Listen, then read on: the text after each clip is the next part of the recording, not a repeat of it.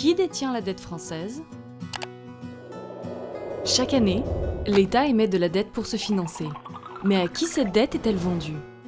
L'agence France Trésor, qui a pour mission de gérer la dette de l'État, travaille avec des spécialistes en valeur du trésor. Ces SVT sont des banques françaises, européennes et internationales, spécialistes du marché des obligations souveraines, qui achètent la dette d'État française.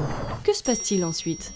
Les titres de dette sont revendus à des investisseurs qui peuvent à leur tour décider d'acheter ou de vendre ces titres sur ce marché, et ce, durant toute la vie du titre. Chaque jour, plus de 10 milliards d'euros sont ainsi échangés. C'est la raison pour laquelle il est difficile de déterminer qui exactement détient la dette française à un instant donné. On peut toutefois obtenir un premier aperçu grâce aux données de la Banque de France. Ces données nous permettent de déterminer la part d'investisseurs étrangers, non résidents, et la part d'investisseurs français, résidents, composés d'assureurs, d'établissements de crédit, de gestionnaires d'actifs, ou encore de la Banque de France. Avant 2015, un tiers de la dette était détenue par des résidents, les 2 tiers restants par des non-résidents. Cette répartition a été modifiée par un programme monétaire de la Banque Centrale Européenne qui a duré plus de 3 ans et qui a permis à la Banque de France d'acheter une grande quantité de dettes françaises. En 2019, les résidents représentent ainsi quasiment la moitié des détenteurs de la dette française.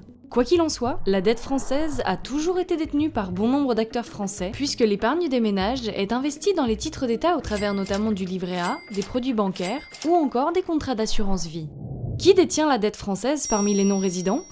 Les études internationales montrent que la moitié des investisseurs basés à l'étranger sont originaires de la zone euro. L'autre moitié des non-résidents est originaire d'Asie, d'Amérique ou encore du reste de l'Europe. Cette répartition doit-elle constituer un point de vigilance? Comme le dit le proverbe, il ne faut pas mettre tous ses œufs dans le même panier. En effet, diversifier les profils d'investisseurs et leur provenance géographique permet d'assurer un coût de financement plus faible pour le contribuable français. Pourquoi? Car plus la demande est large pour les titres de dette français, plus le taux d'intérêt qui est versé est faible. L'État emprunte donc moins cher. Découvrez les autres tutos de l'agence France Trésor sur notre site www.aft.gouv.fr.